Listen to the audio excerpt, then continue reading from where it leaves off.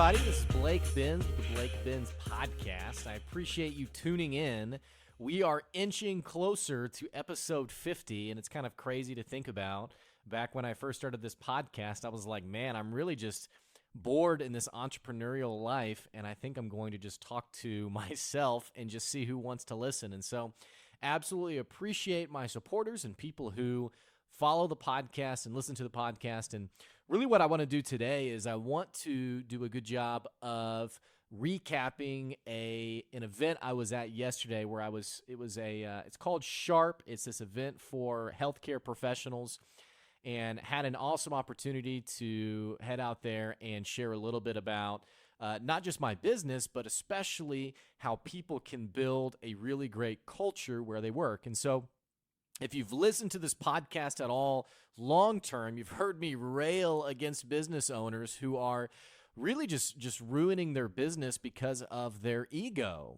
And ego is something that is so insidious, and it's so it feels like if you're not checked with people who can keep you humble, it can really just run rampant. And a good example of that would be today. I was talking to a business owner who said, hey, I've just hit $1 million in revenue, and I'm trying to find some new books and resources that would be good for my business. And so I have a list of books that are pretty. If I was going to pick, like, let's say there was like a new business owner and someone said, what are the books I need to have for like the next 5 years of my business? Well, I would have these handful of books that I would always give out to people. And so a couple of those would be books like Good to Great by Jim Collins. A new favorite of mine is It's the Manager. It's from Gallup. I really like 5 Dysfunctions of a Team. I really like Lean Startup. I really like Invisible Employee. Really like Start With Why. I'm excited to check out Simon Sinek's new book, The Infinite Game. And I also really like, what's it called? E-Myth Revisited. And so you have all of these books that are just incredible for business owners. And what's really exciting about these books is how timeless they are as well. If you open them up and you dive in, you'd be pretty hard-pressed to find a concept in there that wasn't applicable and wasn't useful for you. Now, I have some friends who are very well-read. Carrie Lingenfelter, who was on the show last week, I think of him as probably the epitome of someone who, when I think of leaders, are readers. He's always nurturing his own leadership education. He's always reading. He always has a new book that he's jumped into. And I know he's read some of these books from the list that I just said, and Good to Great, for example, he would say was a phenomenal book. Well, going back to this business owner that I was talking to today, he said, I'm looking for some good resources. I've just hit the $1 million mark, and I'm looking for some new resources to grow my business. And so I named off a few. And one of those was Traction, How to Get a Grip on Your Business. And that one is really, really strong as well in terms of just developing really good procedures for how you go about doing your business. And this is relevant for today's conversation because yesterday at the event that I was speaking at, I was talking about how do you essentially be a good boss and how do you develop a culture in your business where people are high performing, they're achieving great outcomes for your business, they're great employees. They're doing a really good job. And one of the biggest struggles that prevents these things from happening is the owner who is ego-driven. And it's so funny to me how after I was done presenting, I had a few people come up to me and they said, and I had talked about like the anti-boss, like the person who, or the anti-good culture person, the person who's like the horrible boss who is the egomaniac and only really cares about. And really what happens is you have a lot of companies where they're just so addicted to short-term gains over long-term revenue. And so I'm going to push you and try to squeeze out as much as I can from you, knowing you're going to be burned out in 8 months. But frankly, I'd rather take that revenue from you today and just find someone 8 months down the road to replace you than really invest in you long-term. And so there's absolutely this trend of people who, or owners who, I'll take advantage of who I have today because I'll deal with the long term down the road. Now, some businesses are able to survive that way. I have a friend of mine who works for a business where the turnover is just ridiculous, but they take an enormous amount of college graduates, and that's kind of their business model. Is every year they get this injection of new talent and, frankly, low paying employees for their business. And even though they get burned out and the average tenure is like a year or two, every year they get a new surplus of people. And so for them, it works. Now, they aren't really, I don't know how you build something meaningful with that. I don't know how you build a healthy culture with that. But I guess if you're relying on, this annual injection of talent, you really don't have to. But it was funny to me as I was talking about this and people were coming up and saying, oh my gosh, I had a boss like that. Oh my gosh, I worked at a place like that. In fact, I was talking to a woman who she said that she had worked in this industry for 35 years in the healthcare industry. And because her company was so toxic, she opted into resigning and retiring. And now she does something, she's still in the industry, but she ended up retiring because she just thought, you know what, I don't have to put up with this. And that's usually what happens is you have people, and it's so funny. One of the books that, I don't know if I said it on the podcast yet, but one of the books I recommended to this gentleman today was I said, you need to read The Invisible Employee. It's a great book because it talks about how sometimes we make our best, our most prized resource invisible to our eyes. And it's our people. It's our employees. It's the people who are front and center, who are delivering our product, our brand, service, what have you. And so what typically happens is owners do not understand that when people leave your company, it's not the worst people who quit first. It's the best people who leave first. Why is it the best people who leave first? It's the best people because they know their value and they know they can get a job anywhere else. They know they can get a job in the next month, they're going to have another set of jobs lined up for them to choose from, as opposed to, hey, this job chose me and it was really the only job offer I had. So what can typically happen is when people do not have healthy work cultures, they lose their best employees first. And that was the case with this woman I was speaking to yesterday, 35 years in the industry. And just in the few moments that I was talking to her, she seemed very humble. She seemed very easy to talk to. It was the second time I had run into her because I'd ran into her at an event the week before. Very easy to talk to. Just seemed like a really kind, collaborative person. I would love to have someone with that kind of experience on my staff. And yet what happened was the business that was hiring her, or that had her, they lost her because they didn't surround her with an environment that was worthy of her value. And what I mean by that is they didn't create a culture that allowed her to flourish in.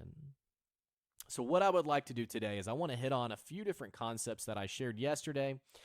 And also, wherever you are in your business, and this is something that's applicable whether you have no employees, 1 employee, 10 employees, or more.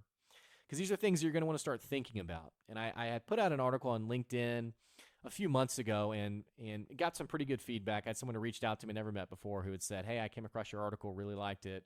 And basically what the article talked about, I think it's called, What's Your Internal Strategy? And this concept came to me because I was thinking about how, so many businesses, they have such detailed external strategies for their business. And it's a strategy on how do I sell more?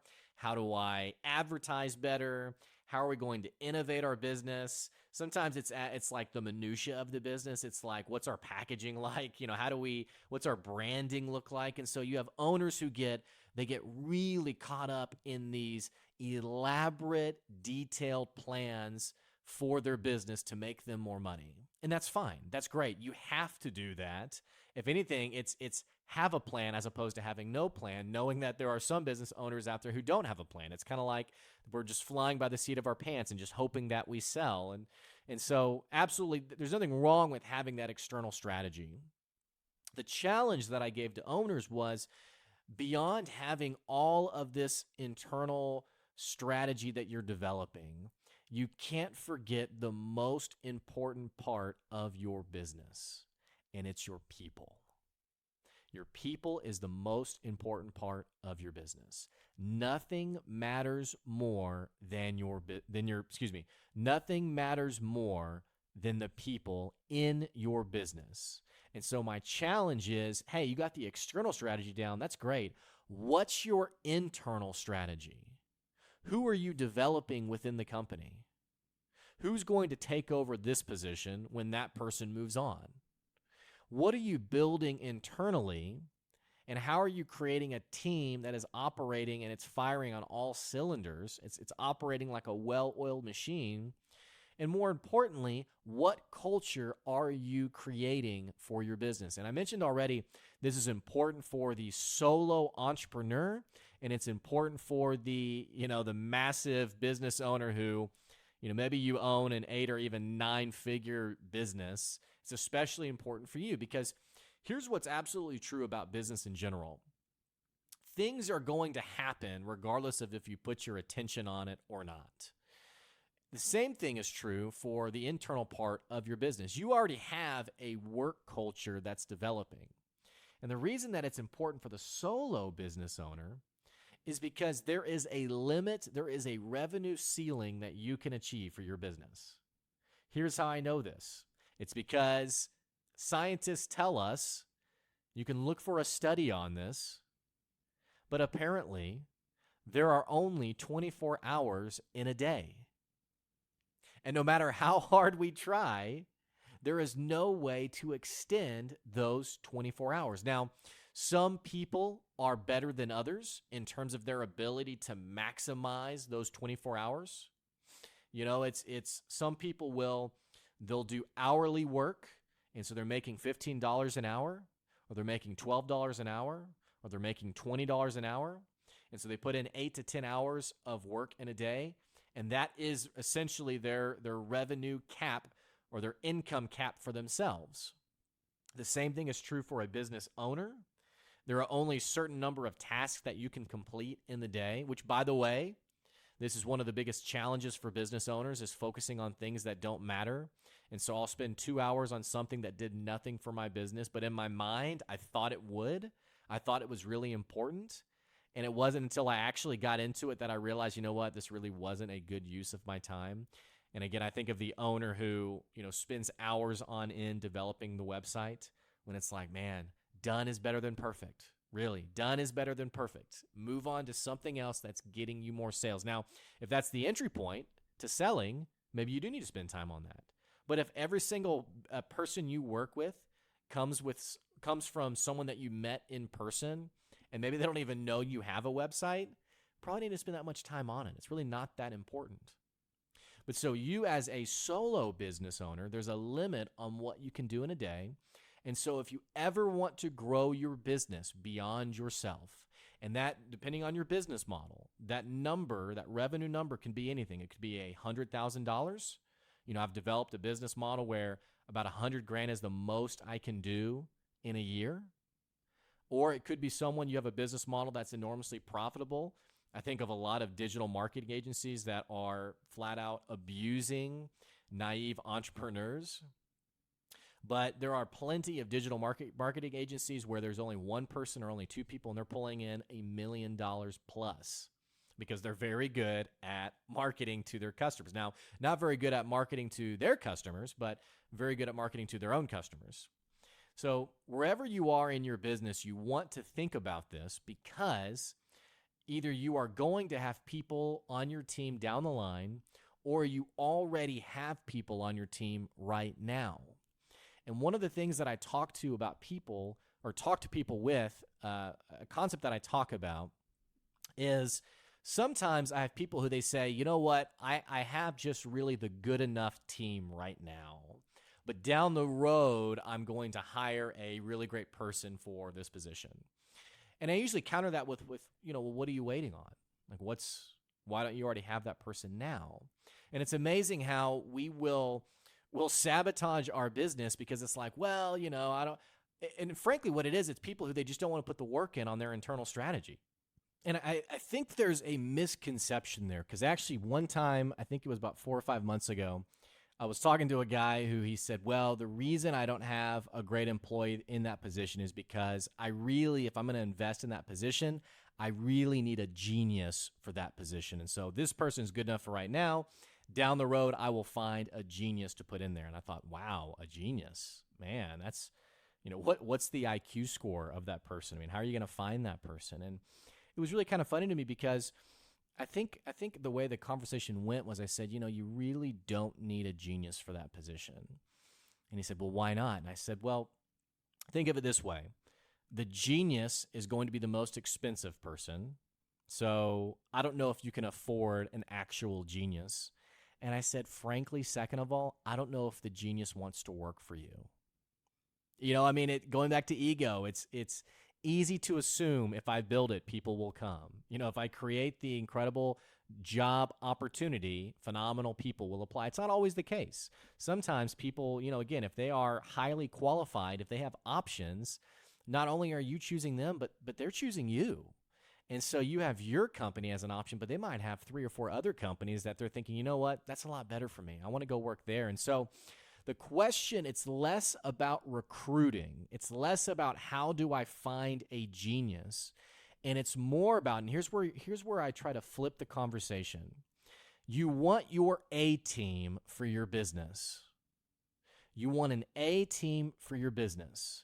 And so what a lot of business owners do is they think, okay, I'm going to go out and find A-level players. And if I can't afford that right now, if I don't have the time for that right now, then what I'll do instead is I will just let these people who work for me, who are not very high-quality employees, I will just let them be dysfunctional and unprofitable and what have you.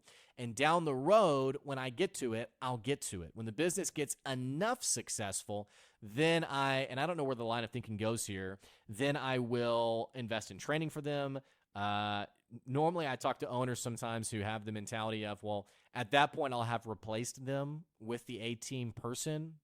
And all of this, I think my issue with all of this is that it's very slow.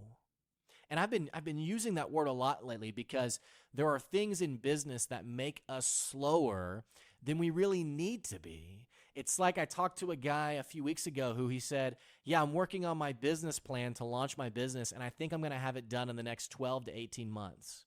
And I'm thinking 12 to 18 months?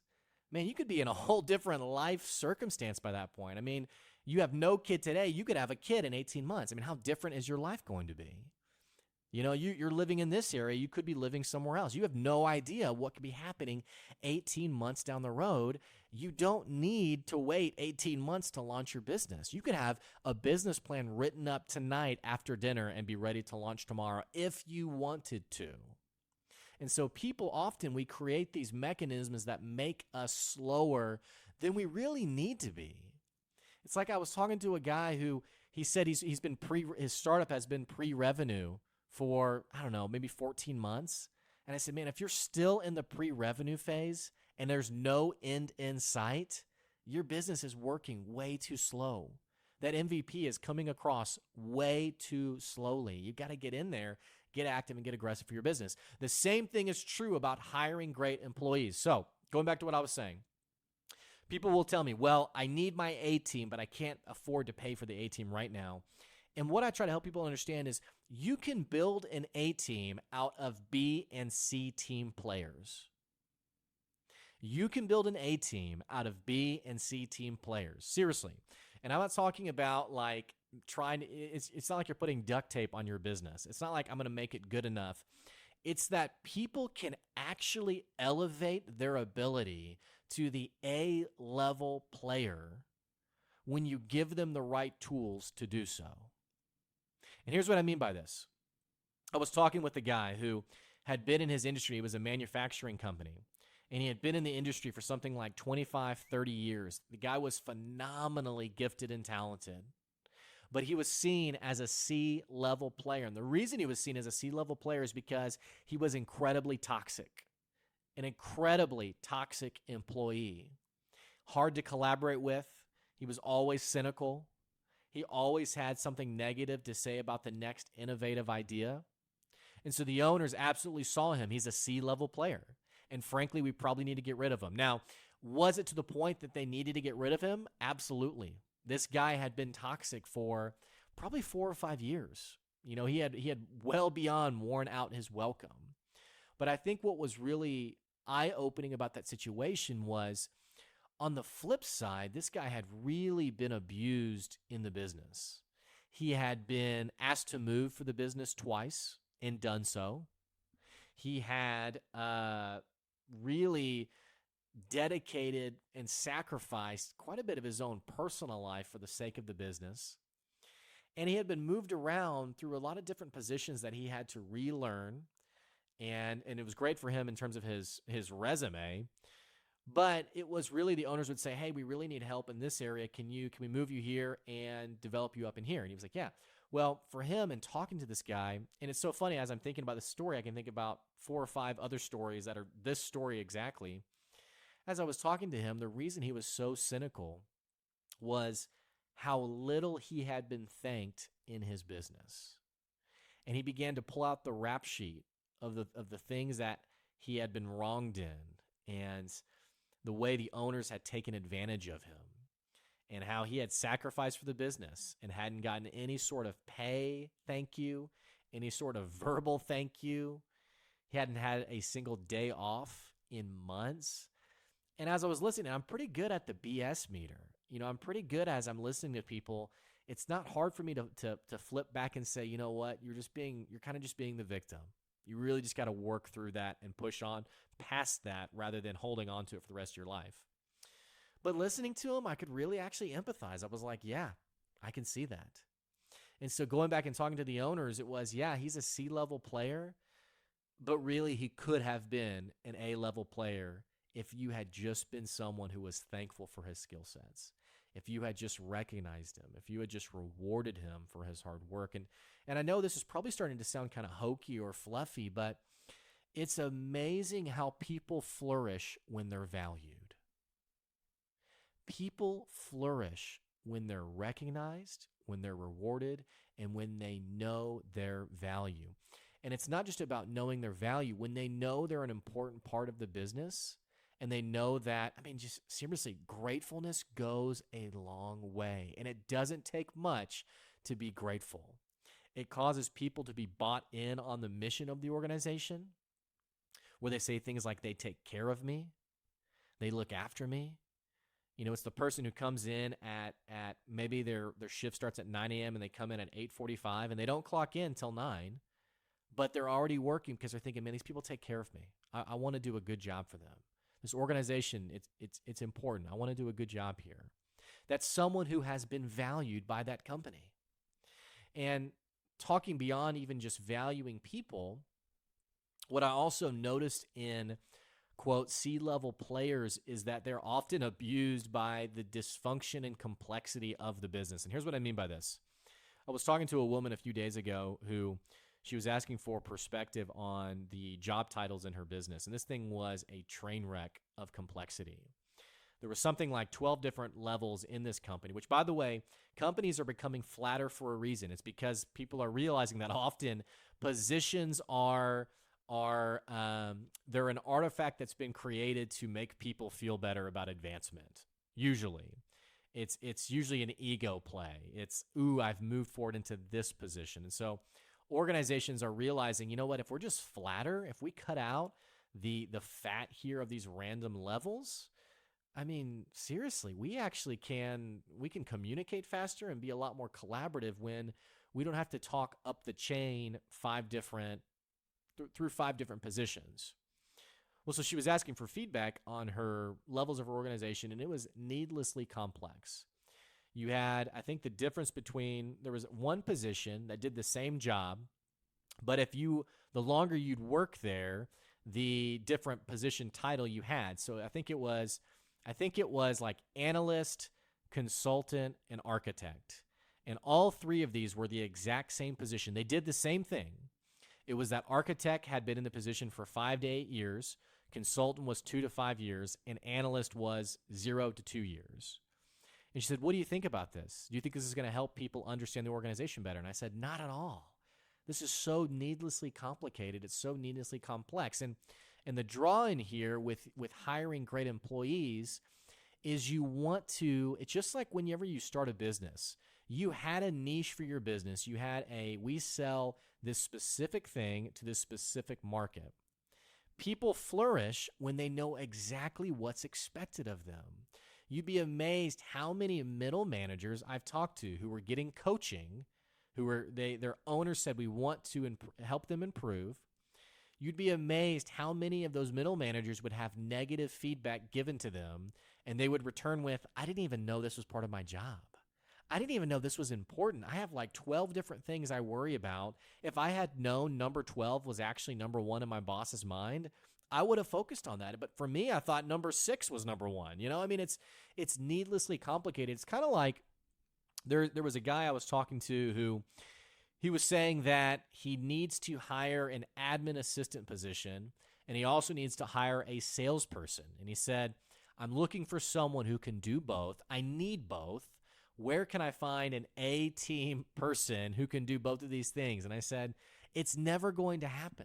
It's never going to happen. Your A-team salesperson doesn't want to be an admin assistant, and vice versa. Your A-team admin assistant doesn't want to be a salesperson.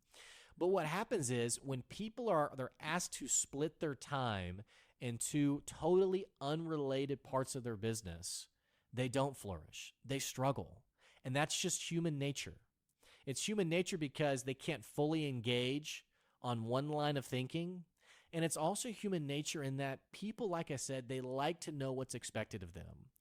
And it makes me think of this moving company out of Arizona. It's like a $3 million moving company.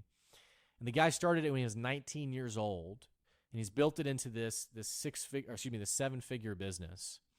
Didn't have any kind of formal background in education, didn't have any kind of formal expertise in hiring people, and yet he's built a business, 5-star business, great reviews, hiring hourly employees. How did he do this?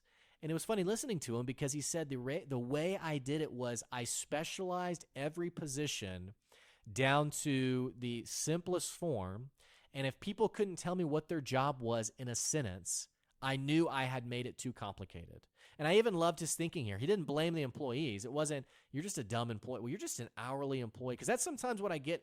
That's the bounce back I get sometimes from people. They say, well, they are hourly, so I can't expect them. And it's like, but yes, that's not true. That's not true. And he would say, if these people could not describe it in a sentence, it's not because they're incompetent or they're an hourly employee. It's because I had done a bad job defining their position. And listening to him, it was really funny because it reminded me of Steve Reineman, who was the Frito-Lay CEO from 92 through 99. And he came in a time when Frito-Lay wasn't doing very well. And what's so funny about his management style was his number one priority was removing the pointless complexity in the business. And what they had done for their salespeople, for example, is they had built all these analyst tools where if you're a salesperson, you have all of these spreadsheets, you have all this data, and you're expected as the salesperson to analyze it and then go out and make the decision on like pricing, packaging, who we need to sell to, etc. And what Steve Reineman basically said was he threw out all of the spreadsheets. He said, that's a sunk cost. I know we've dumped thousands of dollars into that. It's a sunk cost. Get rid of it. I don't want to use it. Salespeople, your only job is to sell. Get out there and sell. Get out of the office. Stop looking at your computer. Stop analyzing. Get out there and sell. And the business just exploded in growth. It exploded in growth. And the reason it exploded in growth is because the salespeople knew this is exactly what's expected from me. Think about the people who work for you. Could they move up from being a C-level player to a B-level player or even to an A-level player if you could simplify what's expected of them? And I even see people who you ask them, hey, what do you do here? And they say, well, do you want to know what my job says I do here or what I really do here? And it's like the person who pulls out the job description list and they say, oh, I don't do anything on this list. What I really do is, it's a whole slew of other things.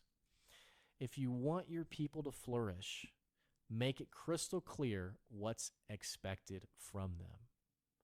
Same, and this concept's true in so many different levels of your business. If you want people to care about the why of your business, make that why crystal clear. We do blank. We do, whatever that line is. It's a challenge, I think, to us, because here's the deal. There's so much stimuli coming in. There's so much noise coming in. There's so much vying for our attention. I think complexity is the norm. And so to elevate our business, to create something really meaningful, you have to simplify, you have to reduce the noise, and you have to filter out what simply is not meaningful for your business. If you haven't started developing your internal strategy, get after it today. It is going to unleash your business in a way you've never seen possible, because suddenly it's not just you trying to build something great. You'll have people who not only will they care about the business, but they'll know exactly what's expected of them and how I know what my part is for this whole thing. And I'm ready to fully engage in that. And, most importantly, I think going back to the woman I was speaking to who 35 years in the business and resigned because of a toxic boss, people are going to describe you in some way. Not even just people who work for you, but friends, family, what have you. People are going to describe you in some way. What are they going to say about you? What are they going to say? They're not going to talk really about your management style. They're really not going to talk about even the great ideas you had. They're going to talk about how you made them feel. And that all is based on your philosophy of people.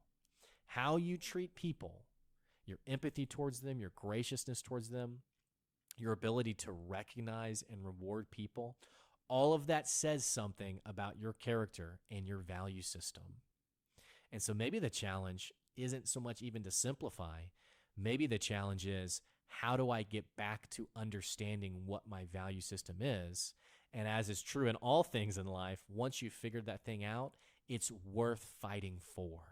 It's not something that you just easily can walk out, because again, if everything's vying for your attention, your value system is no different. It's something that's worth protecting. It's something worth fighting for. And I think that's how you build a business that isn't just profitable, but it's really meaningful.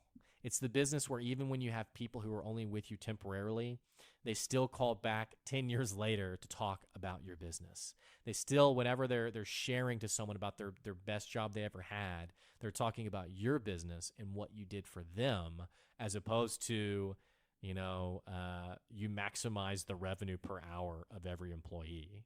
Come on. That stuff, it isn't important. And more importantly, like I said, you can have both. You can have an incredibly profitable company and really take care of your people. But as is true in all things, it comes with a price. And often that price, it's the death of ego, which not everyone's willing to pay that. Hey, if you enjoyed this episode, I would love to hear from you. You can email me, blake@goodadvicecoaching.com. We also, if you are a manager or you run a business, I have a management course. It is called Motivated Rockstar Employees, and it'll teach you how to hire really great employees, how to build that culture of trust, and more importantly, how do you have hard conversations and hold people accountable and actually elevate the business to that point of being incredibly profitable, but with a culture that people desperately want to be a part of. If you're interested, you can find more information on our website, goodadvicecoaching.com. As always, I want to hear from you. I mentioned my email already, but definitely check us out on LinkedIn, Instagram, Facebook. Really, anywhere you look, you could probably find me somewhere. As I mentioned when I first opened this episode, thanks so much for your support. Man, it means so much to me to have people in my corner, people supporting the business. I appreciate it so much. That's all we have for this week. Next week, we have someone coming on the show who I think you're going to enjoy. She's a friend of mine. She's an incredible person, and she absolutely understands how to hire great people. I'm excited for that episode coming up. Stay tuned, and I will catch you later. See ya.